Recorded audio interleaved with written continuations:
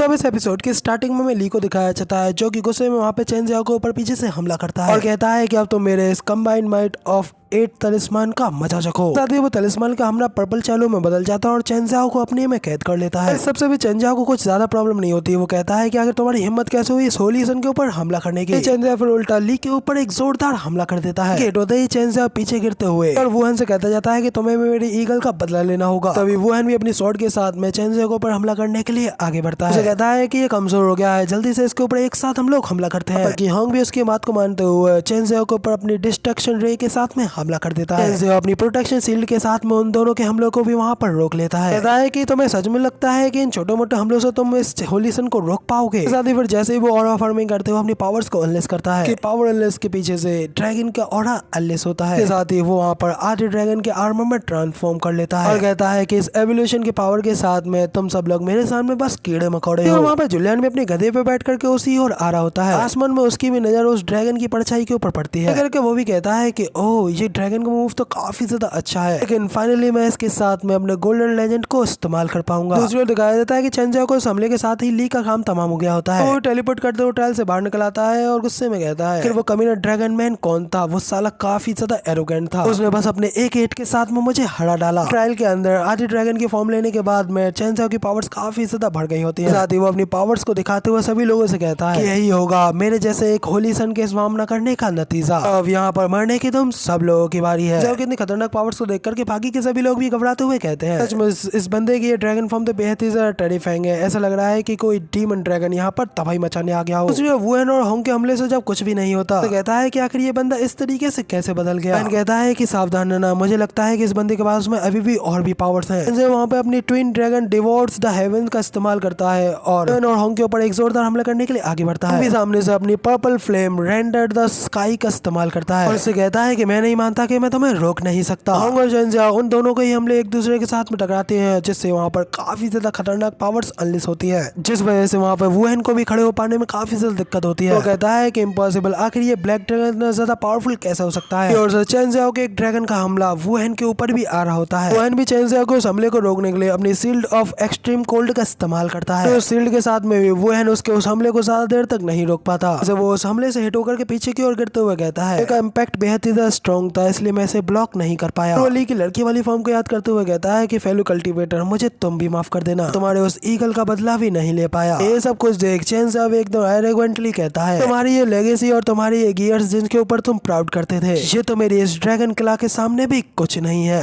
Hong ने तो जैसे जैसे चेन जियाओ को उस हमले को ब्लॉक कर लिया होता है, तभी उस हमले को रोकने में काफी ज्यादा मुश्किल आई होती है। तो गुस्से में दांत पीसते हुए कहता है कि डैम इट, क्या मैं इस इमोर्टल आइसलैंड को पाने की अपॉर्चुनिटी को खोने वाला हूँ। चेन जियाओ तो जोर जोर से हंसते हुए कहता है हाँ, तुम सब लोगों को यहाँ पे खत्म करने के बाद में मुझे एक बेहद ही ज्यादा स्वीट रिवॉर्ड मिलेगा, क्योंकि इस बार कोई भी इस होली सन को नहीं रोक पाएगा। बाहर से चेन जियाओ के इस परफॉर्मेंस को देख करके बाकी सभी लोग भी हैरान होते हुए कहते हैं मतलब यही आखिर में विनर होने वाला है। तो फिर आखिरकार एक चीटिंग और इसकी पावर्स के बीच में क्या डिफरेंस है। आखिरकार इस तरीके के डीमन ड्रैगन की पावर के आगे तो कोई चाकर के भी टिक नहीं सकता। उसी वक्त वापस से हमें अंदर फाइट का सीन दिखाया जाता है जहाँ पे कि चेन जियाओ आखिरकार होंग को खत्म करने के लिए आगे बढ़ता है और कहता है आखिरकार तुम्हें खत्म करने के बाद में मैं यहाँ पर आखिरी विनर हूँगा। सब कुछ देख करके तो अब होंग ने भी हार मान ली होती है, इसलिए वो गुस्से में दांत पीसते हुए कहता है मैं यहाँ पर बचने के लिए अपना हाथ भी नहीं ला पा रहा हूँ, क्या सच में ये मेरा अंत है। सच में मैं यहाँ पर इतनी आगे पहुँचने के बाद में भी इस तरीके से हारने वाला हूँ। अब चेन जियाओ होंग के ऊपर हमला करने के लिए आगे बढ़ता है और कहता है लेजेंडरी फॉलन इमॉर्टल आइसलैंड को पाना और सिर्फ मुझ जैसे होली सन की ही डेस्टिनी थी, ना कि तुम्हारे जैसे इंसान की। अब हो सके तो अगली बार रिबॉर्न होकर के सब के लिए फिर ट्राई करना। चेन जियाओ का हमला होंग के ऊपर पड़ने ही वाला होता है। फिर पीछे से जुलियन की आवाज आती है जो कि वहाँ पर ये सब देख हैरान होते हुए कहता है ओ इस गेम के अंदर तो एक लिटिल ड्रैगन भी है। तो अचानक से चेन जियाओ भी रुक करके पीछे मुड़ते हुए कहता है कि क्या यहाँ पर कोई और भी जिंदा बचा है। वहाँ पर होंग भी जुलियन को देख अपने मन में कहता है ये अजीब सा बोट वाला बंदा है जो कि अपने आप को इमोर्टल बोल रहा था, लेकिन इससे निकल रहा है ये ट्रोलिंग ऑरा, क्या ये वही हो सकता है। चेन जियाओ तो वहाँ पर उस बंदे को देख कहता है बेवकूफ, आखिर तुम यहाँ तक कैसे पहुंचा है, फिर तुम्हारे इस ग्रेट ड्रैगन किंग के सामने खड़े होने की औकात भी कैसे हुई। बाकी के सभी लोग भी वहाँ पर उस गंजे मोंग को देख करके हंसते हुए कहते हैं कि अब बेवकूफ सा गंजा मोंग कहाँ से आ गया, वो भी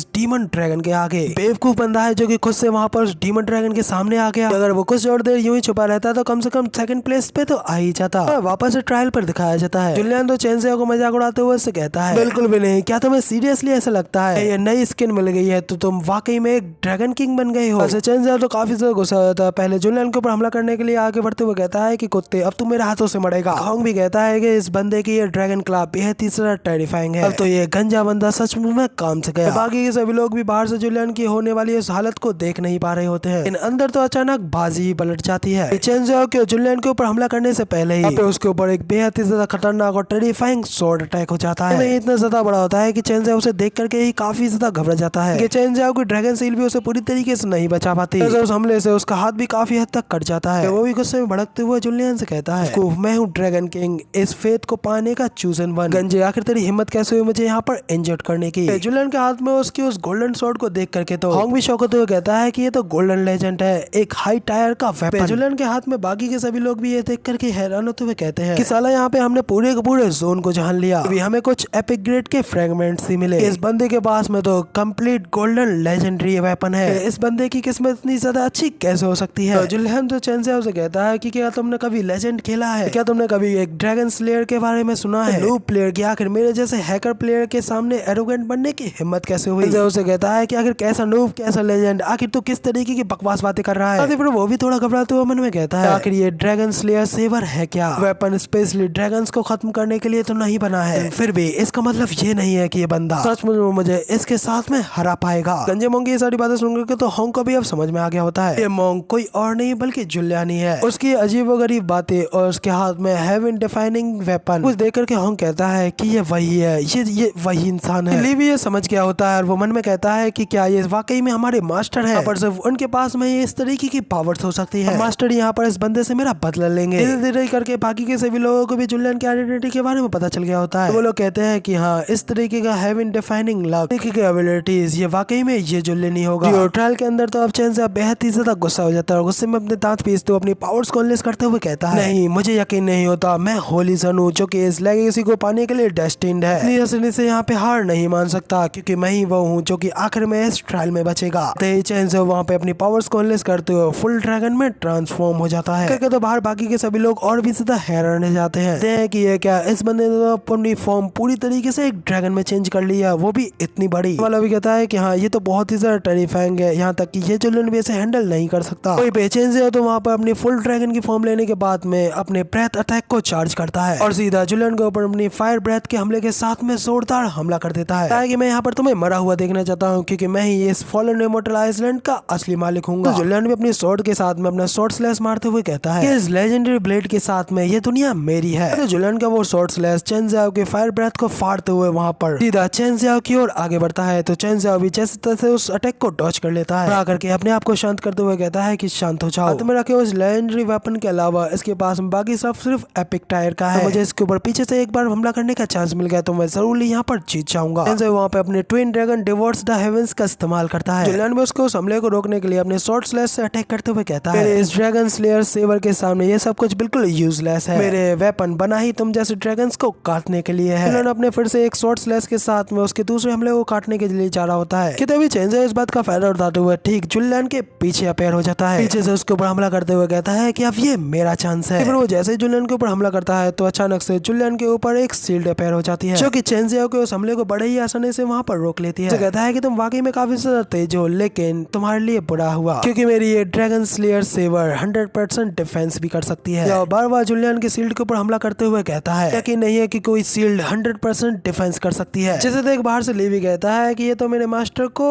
गुदगुदी करने जैसा है। अभी भी अंदर हार नहीं मानता और अपनी फुल पावर के साथ में वहाँ पर जुलियन के ऊपर हमलों पर हमले करते रहता है जिससे वहाँ पे काफी ज्यादा भयानक पावर्स तो अनलेस होते हैं लेकिन जुलियन के शील्ड पर एक क्रैक भी नहीं आता। साइड पर एक जगह पर छुप करके होंग ये सब तो कुछ देखते हुए कहता है डीमन ड्रैगन वाले बंदे की पावर अभी भी काफी ज्यादा बढ़ती जा रही है कि बहुत अच्छे, इसी तरीके से एक दूसरे के ऊपर हमला करके एक दूसरे को खत्म कर डालो के बाद शायद मेरे पास में जीतने का एक चांस मिल जाए। होंग एक पत्थर के पीछे से छुप करके उन दोनों की फाइट को देखते हुए मन में कहता है जब इन दोनों की फाइट आखिरी मूवमेंट पर होगी तो तब मुझे जल्दी करनी पड़ेगी, मूवमेंट पर इन लोगों से जीत को छीनना होगा। तो चेंजियाओ अपनी फुल ड्रैगन फॉर्म में जुलियन के ऊपर अटैक करने के लिए फुल चार्ज करते हुए आगे बढ़ता है। जुलियन ने अपनी स्वॉर्ड को सील को अभी भी एक्टिवेट कर रखा होता है। जैसे चेंजियाओ अपनी फुल पावर के साथ साथ में उस शील्ड के ऊपर हमला करता है। तो उस हमले की वजह से वहाँ पर इतनी ज्यादा खतरनाक पावर्स अनलेस होती है, जैसे वहाँ पर होंग को छुप करके खड़ा होना भी मुश्किल हो जाता है। वो जैसे जैसे वहाँ पे संभालते हुए अपने मन में कहता है, इसके लिए हमें इन लोगों की फाइट से दूर होना पड़ेगा, वरना उनसे पहले मैं ही मारा चाहूंगा। चेन जियाओ के बार बार हमले करने के बावजूद भी जुलियन की शील्ड के ऊपर एक खरोच भी नहीं आती। वहाँ पर अभी भी अपनी स्वॉर्ड को लेकर के बिल्कुल शांत खड़ा होता है। चेन जियाओ को इस पिछले हमले को देख करके बाकी के सभी लोग भी हैरान होते हुए कहते हैं वो कितना ज्यादा टेरिफाइंग हमला था कि अगर हम लोग वहाँ पर मौजूद होते तो हम उसके शॉक के प्रेशर से भी नहीं जिंदा रह पाते। सीनियर ने तो अभी भी बड़ी आसानी से उस हमले को हैंडल कर लिया, आखिर वो कितने ज्यादा स्ट्रॉन्ग है। हम लोगों की शॉक वेव्स की वजह से होंग का भी वहाँ पर टिक पाना मुश्किल हो जाता है। वहाँ पे हार मानते हुए कह रहा होता है कि अब बहुत हो गया, चल आखिर ये लोग अब कब हार मानने वाले हैं। इतने सारे हमले करने के बाद में चेन जियाओ काफी ज्यादा फ्रस्ट्रेटेड हो जाता है। इस बार अपने अगले हमले में अपनी फुल पावर्स को अनलेस करता है कि मैं रिफ्यूज करता हूँ ये मानने से कि तुम मेरे अगले हमले को भी रोक पाओगे। न कहते ही वो अपने golden dragon heaven scouting rod का इस्तेमाल करता है, ऊपर एक जोरदार धार लगाता है जिस वजह से उसके मुंह से इतनी ज्यादा खतरनाक पावर्स अनलेस होती है कि उन फ्लेम से जुलियन की पूरी शील्ड ही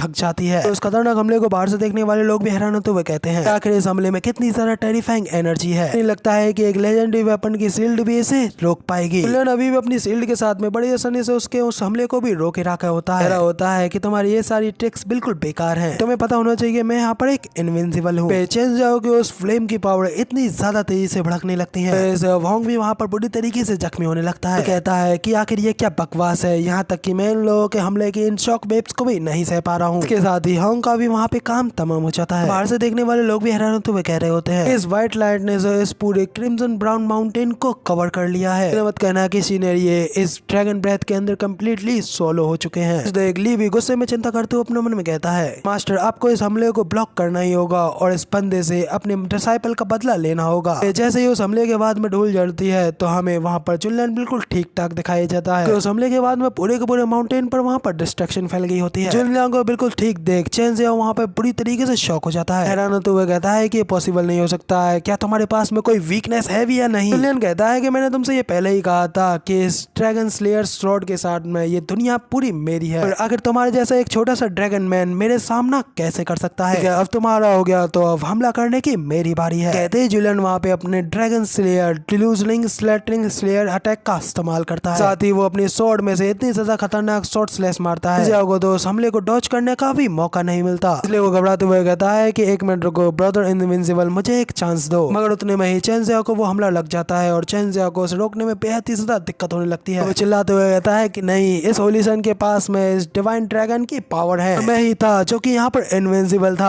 आखिर ये हमला मेरे सामने इतना ज्यादा स्ट्रॉन्ग कैसे हो सकता है। साथ ही उस हमले को रोकते हुए ही चेन जियाओ वहाँ पे टैंग बोल जाता है। वहाँ पर चेन जियाओ खत्म करने के बाद में एक खतरनाक सी लाइन बोलता है दुनिया में एक इनविंसिबल होना सच में कितना अकेले कर देने वाला होता है। जुलियन की इस जीत को देख करके सभी लोग वहाँ पर उसे चेयर करने लगते हैं। ली भी खुश होते हुए कहता है कि जैसा कि मैंने सोचा था मास्टर कभी भी मुझे डिसअपॉइंट नहीं करते। अब ट्रायल को जुलियन ने आखिरकार जीत लिया होता है। उसे जीतने के बाद में जुलियन के सामने ट्रायल की ओर से एक स्क्रीन ओपन होती है जिसमें कि उसे कांग्रेचुलेट करते हुए बताया जाता है आपने सक्सेसफुली इस ट्रायल को जीत लिया है। तो भाई इधर जुलियन भी इमोशनल हो जाता है और अपने टसुए बहाते हुए कहता है फाइनली मैंने चिकन डिनर कर लिया, ये बिल्कुल भी आसान नहीं था। तो भाई बाहर से बाकी के लोग भड़कते हुए कहते हैं कि क्या कहा इजी नहीं था, साले तूने यहाँ पर जरा भी स्ट्रगल नहीं किया फिर भी तू ये बोल रहा है। भाई बेहोशी के साथ में ट्रायल कंप्लीट करने के बाद में जुलियन भी वहाँ से टेलीपोर्ट कर जाता है। टेलीपोर्ट करते हुए देख करके लोग हैरान होते हुए कहते हैं कि आखिर अब ये सीने ये कहाँ टेलीपोर्ट कर गए और क्या उन्हें फाइनल रिवॉर्ड मिल गया। जुलियन वहाँ से टेलीपोर्ट करने के बाद में जैसे ही वहाँ पे अपनी आंखें खोलता है वहाँ पे वो एक अलग ही रियल्म में पहुंच जाता है। देख करके वो हैरान होते हुए कहता है कि आखिर मैं कहाँ हूँ और आखिर मैं यहाँ पर कैसे आया। इसके साथ ही जब वो अपने आसपास के नज़ारे को इधर उधर देखने लगता है उसके सामने एक अलग ही नज़ारा चल रहा होता है। एक बड़ी सी दुनिया के और पास कई सारी कल्टिवेटर्स की शिप जा रही होती है। देखते हुए जुलियन भी हैरान होते हुए कहता है कि ये सबसे चमकदार स्टार मुझे कुछ स्ट्रेंज सा लग रहा है, काफी ज्यादा फेमिलियर लग रहा है, कहीं ये कुंगलुंग रियल्म तो नहीं है, मतलब कहीं मैं अपनी आंखों से एंशिएंट एरा का रिप्ले तो नहीं देख रहा हूँ। जुलियन सच में वहाँ पर एंशिएंट एरा में पहले जो कुछ भी हुआ था उस सबको अपनी आंखों से देख रहा होता है। कुंगलुंग में एंशिएंट एरा में लोग कितने ज्यादा स्ट्रॉन्ग हुआ करते थे, उन सभी लोगों को देखते हुए हैरान होकर के कहता है कहीं मैं पास्ट में कुंगलुंग रियल्म कितना ज्यादा स्ट्रॉन्ग हुआ करता था, यहाँ पर कितने सारे सारे इमोर्टल्स हैं। उसी के साथ में उसे इमोर्टल्स के बीच की बैटल दिखाई जाती है कि उन इमोर्टल्स की फाइट की वजह से वहाँ पर कई सारे स्टार भी नहीं टिक पाते। वहीं पे दूसरी दुनिया के डेमोनिक लोगों ने उन लोगों के ऊपर हमला कर दिया होता है। लोगों के ऊपर भारी पड़ते हुए कह रहे होते हैं कि तुम लोग ऑलरेडी हार चुके हो, इसलिए रजिस्ट करना बंद करो। रेलम के कल्टीवेटर भी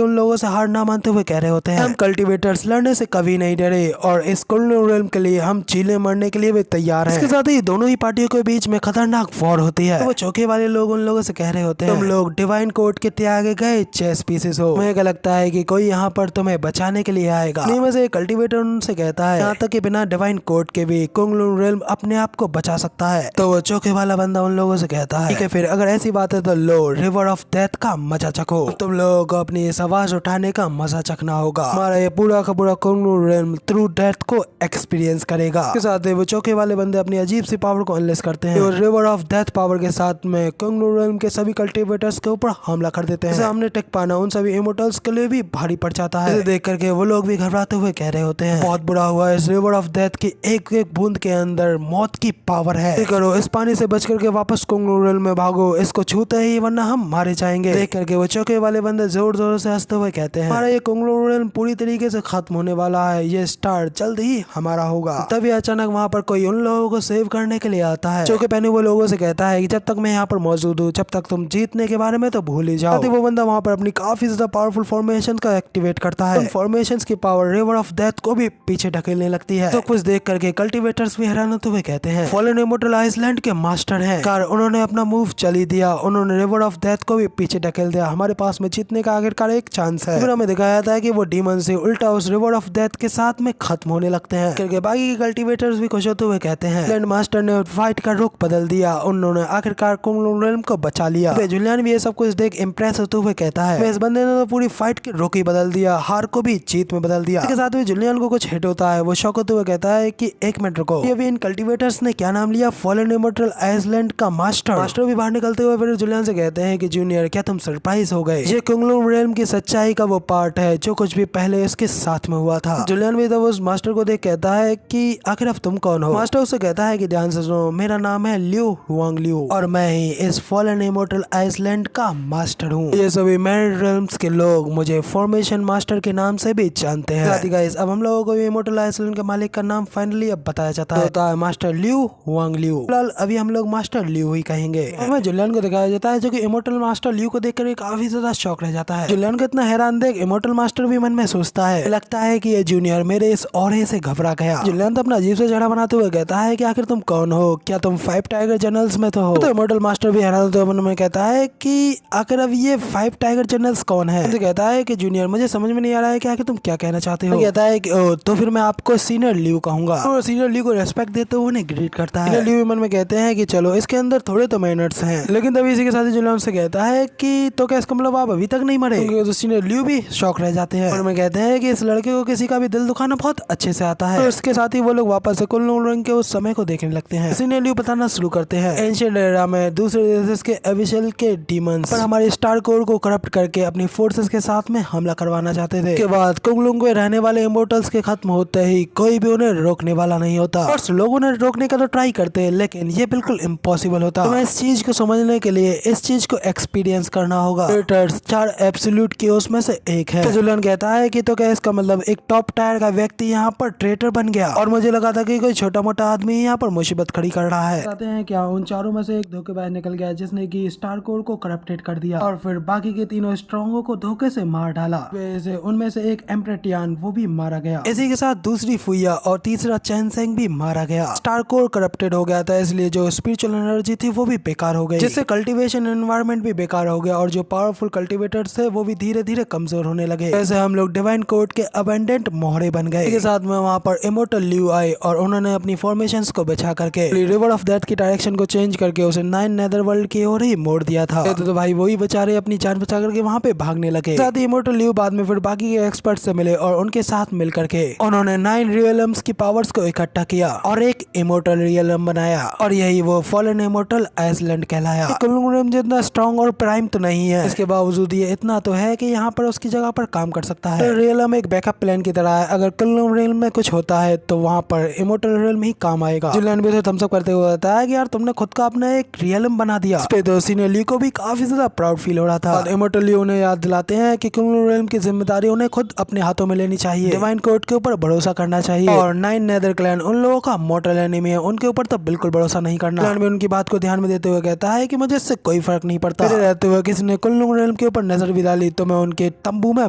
बम्बू दे दूंगा। ये भी जुलियन की इस बात से खुश हो जाते हैं और उसे कहते हैं कि बहुत बढ़िया। तो जुलियन कहता है कि सीनियर ल्यू अब जबकि ट्रायल खत्म हो चुका है, इसका मतलब ये फॉलन इमोर्टल आइसलैंड का इनहेरिटेंस अब से मेरा है। ल्यू कहते हैं कि हाँ बिल्कुल, मेरे फॉलन इमोर्टल आइसलैंड के सभी रिसोर्सेज और वहाँ के सभी लिविंग बींग्स आज से तुम्हारे हैं, सभी के सभी आज से तुम्हें अपने मास्टर की तरह रिकॉग्नाइज करेंगे। तो वह साथ ही सीनियर ल्यू काफी ज्यादा मन में खुश हो रहे होते हैं कि एक इस तरीके की सुप्रीम इमोर्टल अपॉर्चुनिटी के लिए तो लोग मरे जाते हैं। ये बिल्कुल एक कल्टिवेटर का सपना पूरा होने जैसा है। ख्याल से अब इसे लेने के बाद ये बंदा भी खुशी से फूला नहीं समाएगा। सब सोचने के बाद में भी एल्डर ल्यू को जब जुलियन के चेहरे पर जरा भी ज्यादा एक्साइटमेंट नहीं दिखती तो वो सोचते हैं कि क्या बस इतने ही एक्साइटमेंट है। छोड़ो, इस फॉलन इमोर्टल आइसलैंड के मास्टर के अलावा मेरे पास अभी भी मास्टर ऑफ सुप्रीम फॉर्मेशन का टाइटल है। एक छोटा सा कल्टिवेटर मुझे इस तरीके से नीचे कैसे देख सकता है? इसके सामने मुझे फिर से अपनी डिग्निटी को तो पाना ही होगा। फिर सीनियर ल्यू जुलियन से पूछते हैं कि जूनियर, आखिर तुम्हें मेरी फॉर्मेशंस के स्किल्स को देख करके क्या लगता है? कहता है कि बहुत ही अमेजिंग, आप एक हीरो हो जिसने कुल्लुंग को अपनी फॉर्मेशंस की मदद से बचाया है। कहते हैं कि क्या तुम्हें पता है कि फॉर्मेशन मास्टरी के लिए स्पिरिचुअल पावर उनके क्लोजली रिलेटेड होनी चाहिए। अगर ऐसा नहीं होता है तो भले ही आपके पास में कितनी भी ज्यादा सुपर टेक्निक क्यों ना हो, फिर भी आप उन कॉरस्पॉन्डिंग फॉर्मेशंस को बना नहीं पाएंगे। और क्या तुम्हें पता है कि स्पिरिचुअल पावर्स हायर से लोअर तक 200 रैंकों में डिवाइडेड है और मेरे पास में यहाँ पर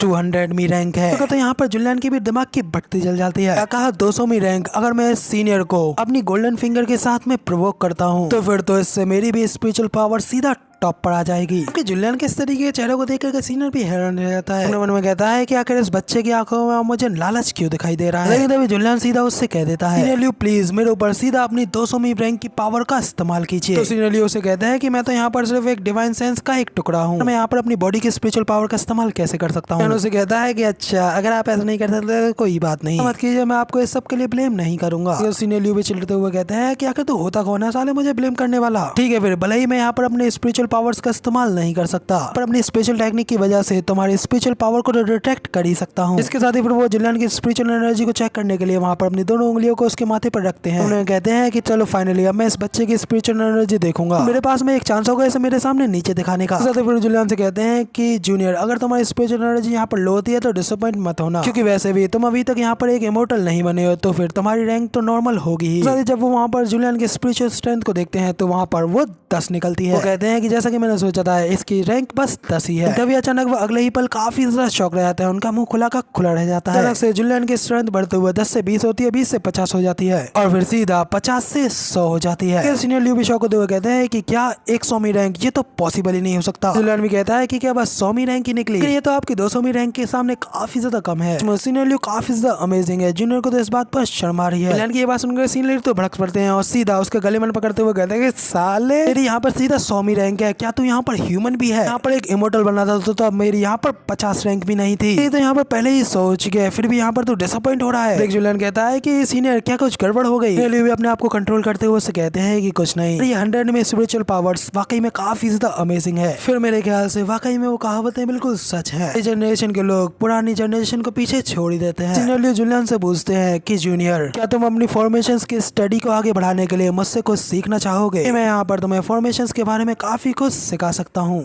सीनियर जुलियन से कहते हैं कि जूनियर अब तुम थोड़ा ध्यान से देखना, मेरी ये फॉर्मेशंस एंशिएंट टाइम की फॉर्मेशंस हैं जो कि काफी ज्यादा कमाल की हैं, तुम जल्दी से सीख जाना और फिर इंस्टेंटली तुम एक हेवनली फॉर्मेशन मास्टर बन जाओगे और फिर इमोर्टल रेल्म का कोई सा भी बंदा तुमसे पंगा लेने की कोशिश भी नहीं करेगा। अपना मुंह मोड़ते हुए कहता है कि आपका शुक्रिया, लेकिन मुझे इस सब की कोई जरूरत नहीं है। तो जुलियन की ये बात सुनकर तो भाई यहाँ पर सीनियर ल्यू का दिल ही टूट जाता है और फिर वो जुलियन को मनाने के लिए उसके कान में कहने लगते हैं कि यार तुम्हें नहीं बताया कि फॉर्मेशन मास्टर्स इमोर्टल रेल्म में भी काफी ज्यादा रेयर होते हैं। फॉर्मेशंस के साथ में तुम्हारे पास में ग्रेट पावर्स मिलेंगी जिसके सामने कोई भी नहीं टिक पाएगा। अच्छा, नाम, शोहरत, लड़कियां सब कुछ तुम्हारे कदमों में होंगी। इस सब को सुनने के बाद में भी जब जुलियन यहाँ पर राजी नहीं होता है तो सीनियर ल्यू गुस्से में भड़कते हुए उससे कहते हैं, आखिर तुमसे यहाँ पर किसने कहा कि इतना ज्यादा कूल एक्ट करो? समझ में नहीं आ रहा है कि मैं तुम्हें यहाँ पर वो चीजें दे रहा हूँ जिनके लेने के लिए लोग तरसते हैं। तो जुलियन अपने मन में कहता है कि लेकिन इससे बढ़िया तो मेरा सिस्टम है जो कि सारी नॉलेज सीधा मेरे दिमाग में इम्प्रिंट कर देता है। मैं किसी भी चीज को सीखने की टेंशन से बच जाता हूँ। सिस्टम को सोचते हुए कहता है कि जी मालिक, आपने बिल्कुल सही कहा। तभी हमें बाहर का सीन दिखाया जाता है जहाँ पे कि सभी के सभी कल्टीवेटर्स जुलियन के आने का इंतजार कर रहे होते हैं, जबकि तभी दूसरी ओर हमें वुएन को दिखाया जाता है। वहाँ पर ली के उस फीमेल वाले रूप को याद कर रहा होता है कि भाई को वहाँ पर उससे मोहब्बत हो चुकी होती है, इसलिए वुएन उसे याद करते हुए कहता है कि वाकई में उस बंदी का कितना यूनिक टेम्परामेंट था, स्कूलरिटी और उसका वो क्यूट चार्म। उसे देख करके तो ऐसा लगता है कि मैं जिंदगी भर उसे प्रोटेक्ट करके रख सकता हूँ। लेकिन आखिर वो थी कौन और आखिर वो मुझसे मिलने के लिए क्यों नहीं आ रही है। सुनकर के वुएन के प्यार में दीवानी दो लड़कियां कहती हैं, देखो सीनियर जीव किसी को याद कर रहे हैं। वो लड़की कितनी ज्यादा खुशनसीब होगी, हमारा तो दिल ही टूट गया। के पीछे से ली और होंग भी उनकी बातों को सुन रहे होते हैं, पर होंग ली का मजाक बनाते हुए फिर कहता है, क्या तुमने सुना सोड इमोर्टल तुम्हारे प्यार में दीवाना हो रहा है, तो क्यों ना तुम उसके सामने जाकर के उसको अपनी ट्रू ब्यूटी को दिखाओ। ली की तो भाई आत्मा बाहर निकल आती है। वो कहता है कि ये भगवान आखिर ये मेरे साथ में क्या हो रहा है। उन्हीं सभी लोगों के बीच में हमें चेंजिया को भी दिखाया जाता है। गुस्से में दांत पीसते हुए अपने मन में कहता है, कमीने गंजे ने मुझसे मेरी अपॉर्चुनिटी को भी छीन लिया। फॉलन इमोर्टल आइसलैंड को पाने के कितने ज्यादा करीब था। ये शर्म की बात है कि उस कमीने गंजे ने उसने एंड वक्त पे मुझसे मेरी अपॉर्चुनिटी को छीन लिया। टकलू साले, तू एक बार यहाँ पर मेरे सामने आ, मैं तेरी यहाँ पर सीधा धज्जियां उड़ा दूंगा। तो सभी लोग भी वहाँ पर फॉलन इमोर्टल आइसलैंड के नए ट्रू इनहेरिटर का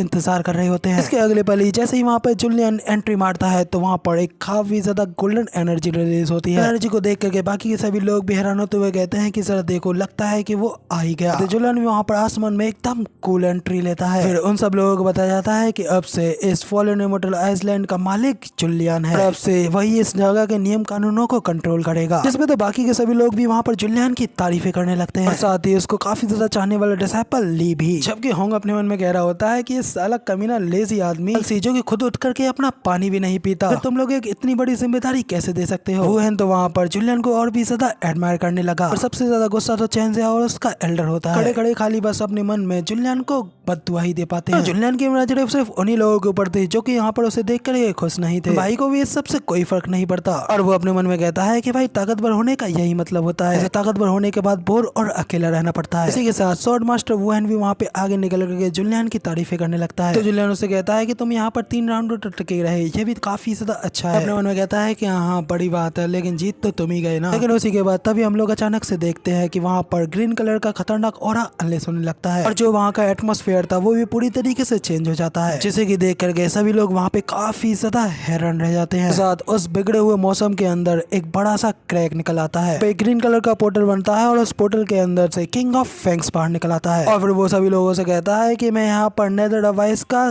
सबसे ग्रेटेस्ट किंग हूँ और अब मैं यहाँ पर ये जिनको चैलेंज करने के लिए आया हूँ। और फिर वो यहाँ पर बाकी के सभी लोगों की बेइज्जती करते हुए कहता है कि तुम लोगों को भले ही यहाँ पर ये फॉलन इमोर्टल आइसलैंड मिल गया हो, लेकिन फिर भी तुम लोग यहाँ पर हम लोगों के सामने अभी भी चींटियां हो। लेकिन फिर भी वो यहाँ पर पहाड़ को हिलाने की कोशिश कर रहे हैं। फिर वो स्पेशली जुलियन से कहता है कि ये जुलियन जल्दी से बाहर निकल करके मेरा सामना करो। जुलियन के वहाँ पर कुछ भी करने से पहले ही वुएन वहाँ पे अपनी स्वॉर्ड लेकर के उसके ऊपर हमला करने के लिए आगे बढ़ जाता है। लग रहा था कि बड़े ही इजीली किंग ऑफ फैंग्स को हरा सकता है। देख करके बाकी के सभी लोग भी खुश हो रहे होते हैं। थोड़े मोटल के सामने तो किंग ऑफ फैंग्स भी नहीं टिक पाएगा। वहाँ पे सामने से किंग ऑफ फैंग्स भी उसे कहता है कि तुम यहाँ पर सिर्फ एक ट्रू इमोर्टल हो और कुछ भी नहीं, लेकिन मैं तुम्हें यहाँ पर दिखाता हूँ कि असली ताकत होती क्या है। साथ ही वो यहाँ पर अपने नेदर डिवाइस से मिले लैंप को बाहर निकालता है। इसके साथ ही जैसे ही वो लैंप वहाँ पर एक्टिवेट होता है तो उसके अंदर से पर्पल कलर की काफी ज्यादा भयानक एनर्जी रिलीज होती है। एनर्जी के साथ ही वहाँ पर 10-12 ड्रैगन बन जाते हैं। सीधा वहाँ पर वुएन के ऊपर हमला करने के लिए आगे बढ़ने लगते हैं, जिनका के प्रेशर भी काफी ज्यादा खतरनाक होता है। उस प्रेशर की वजह से दूर खड़े कल्टीवेटर्स को भी खड़े होने में दिक्कत होने लगती है। वुएन उन सभी ड्रैगन्स को रोकने के लिए उनके ऊपर अपने शॉर्ट स्लैश के साथ में हमला करता है। हम लोग को बड़ी आसानी से शैटर कर देते हैं और वो हमला एक ही झटके में उनके सामने बर्बाद हो जाता है। ड्रैगन्स का हमला वुएन के ऊपर भी उल्टा पड़ जाता है। हिट होकर के वुएन पीछे की ओर जा गिरता है। तभी वहाँ पे वुएन भी जिस तरह से अपने आप को संभालते हुए अपने मन में हैरान होते हुए कहता है, ड्रैगन्स एक इमोर्टल के हमले को इतनी आसानी से कैसे रोक सकते हैं। लगता है कि इस आर्टिफैक्ट की पावर्स इस रियलम के हिसाब से बनी ही नहीं है। फैंग्स तो उन लोगों को सीधा सीधा बता देता है कि आर्टिफैक्ट इस जगह का है ही नहीं, ये तो मैं सीधा नेदर डिवाइस से लाया हुआ हूँ जो कि तुम लोगों की यहाँ पर बुरी हालत कर देगा। और वो वहाँ पर उस लैंप की पावर को और ज्यादा बढ़ाने के लिए सोल चैनों का इस्तेमाल करता है और उन चैनों को सीधा लोगों के भेजे में घुसरने लगता है, अंदर से उन लोगों की सोल्स को खींचने लगता है कि अब यहाँ पर इस चीज का सामना करो जो कि यहाँ पर नेदरवाइज से तुम लोगों की जान लेने के लिए आई है। यहाँ पर वो ड्रैगन की सोल्स फिर से वुहेन के ऊपर हमला करने के लिए आगे बढ़ने लगती हैं। को भी सामने से ही लगने लगता है कि अब यहाँ पर उसका काम तमाम हो जाएगा। स्कूलों से यहाँ पर उसका एक इमोर्टल बनने का कोई फायदा नहीं रहा। नहीं, अचानक से कोई उसके पीछे से उसके कंधे पर हाथ रखता है, कहता है कि साइड हटो यार तुम, ये बंदा यहाँ पर मेरे लिए आया है, इसलिए अब मुझे खुद ही इस बंदे को यहाँ पर देखना होगा। तो ये देख करके तो ली भी यहाँ पर अपने मास्टर के लिए परेशान होने लगता है। अपने मन में कहता है कि आखिर इस बंदे को अब इस तरीके से अपनी मौत को इतनी जल्दी दावत देने की क्या पड़ी है। किंग ऑफ फैंग्स भी जुलियन से कहता है कि तुम यहाँ पर इतने भी ज्यादा ताकतवर नहीं हो जो कि यहाँ पर सीधा मेरे हाथों मरने के लिए आ रहे हो। अब तुम यहाँ पर खुद ही मरना चाहते हो तो मैं यहाँ पर तुम्हें एक सेक्रीफाइस की तरह इस्तेमाल करूंगा और तुम्हारे बाद बाकी के सभी लोगों को भी यहाँ पर मौत के घाट उतार दूंगा। साथ ही वो वहाँ पर अपने लैंप के ड्रैगन्स के साथ में जुलियन के ऊपर सीधा हमला बोल देता है। जैसे ही सिस्टम को डिटेक्ट होता है कि जुलियन के ऊपर हमला हो चुका है, वैसे ही जुलियन की पावर भी वहाँ पर उस लैंप से एक लेवल ज्यादा बढ़ जाती है। जुलियन की पावर अब यहाँ पर ट्रू इमोर्टल 6 हेवन कल्टीवेशन तक बढ़ जाती है। तो बाकी के सभी लोग भी हैरान जाते हैं और कहते हैं कि आखिर इसकी पावर इतनी जल्दी कैसे बढ़ गई। भाई जुलियन तो वहाँ पर अपनी ऑरा फार्मिंग करते हुए जब उस लैंप की ओर थूक करके मारता है तो उसके थूक में इतनी ज्यादा पावर होती है कि उस हमले से टकराते ही उस लैंप की पावर वहाँ पर पूरी तरीके से डिस्ट्रॉय हो जाती है और वो लैंप वहाँ पर पूरी तरीके से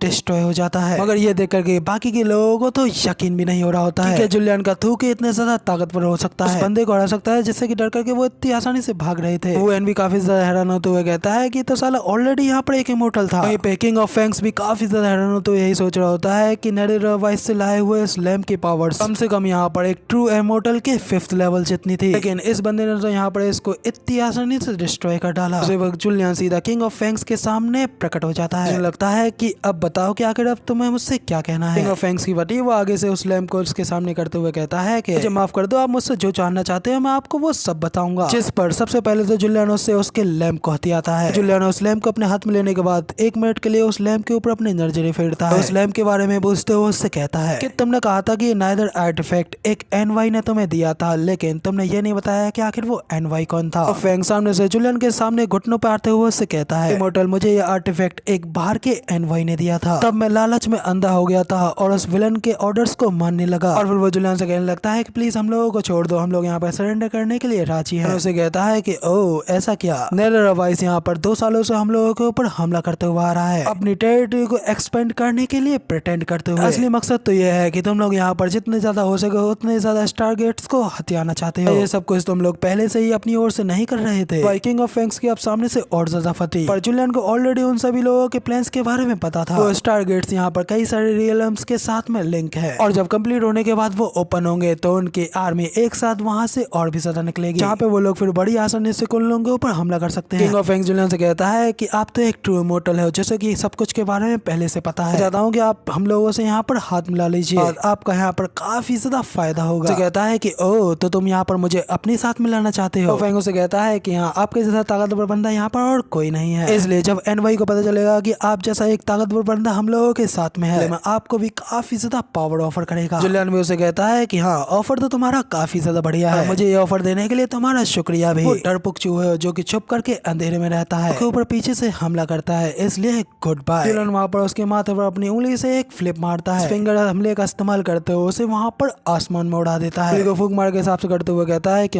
आखिरकार एक बार दुनिया फिर से पीसफुल हो गई। पीछे से बाकी के सभी लोग काफी ज्यादा शौक रह जाते हैं। फिर सभी लोग जुलियन की वहाँ पर तारीफें करने लगते हैं। कहता है कि ये तो बस एक बेसिक सा ऑपरेशन था, अब जबकि ये खत्म हो चुका है, काम जाए भाड़ में। सबसे पहले मैं यहाँ पर अपने दिए गए आइसलैंड को देखूंगा।